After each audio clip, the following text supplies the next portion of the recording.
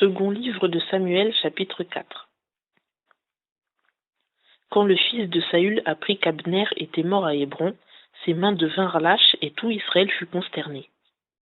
Or le fils de Saül avait deux chefs de bande, dont l'un s'appelait Baana et l'autre Récab. Ils étaient fils de Rimon, le Béhérothien, des enfants de Benjamin, car Béhéroth était réputé appartenir à Benjamin, et les Béhérothiens s'étaient enfuis à Gitaïm, et ils y ont séjourné jusqu'à aujourd'hui. Or Jonathan, fils de Saül, avait un fils perclus des pieds. Il était âgé de 5 ans lorsque la nouvelle de la mort de Saül et de Jonathan arriva de Jisréel. Et sa gouvernante le prit et s'enfuit, et comme elle se hâtait de fuir, il tomba et devint boiteux. Son nom était Méphi-Bosheth.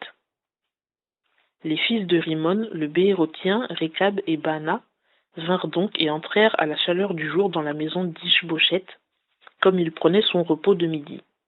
Ils entrèrent jusqu'au milieu de la maison, comme pour y prendre du froment, et ils le frappèrent à la 5e côte. Puis Récab et Baana son frère s'enfuirent. Ils entrèrent donc dans la maison, lorsqu'Ish-Bosheth était couché sur son lit, dans la chambre où il dormait. Et ils le frappèrent et le firent mourir.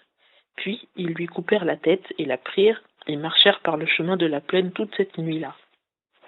Et ils apportèrent la tête d'Ish-Bosheth à David, à Hébron, et ils dirent au roi: Voici la tête d'Ish-Bosheth, fils de Saül ton ennemi, qui cherchait ta vie.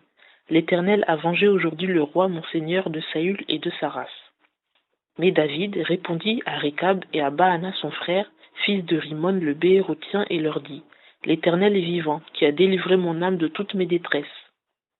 J'ai saisi celui qui vint m'annoncer et me dire: Voilà, Saül est mort, et qui pensait m'apprendre de bonnes nouvelles, et je le fis mourir à Tsiklag pour prix de ces bonnes nouvelles.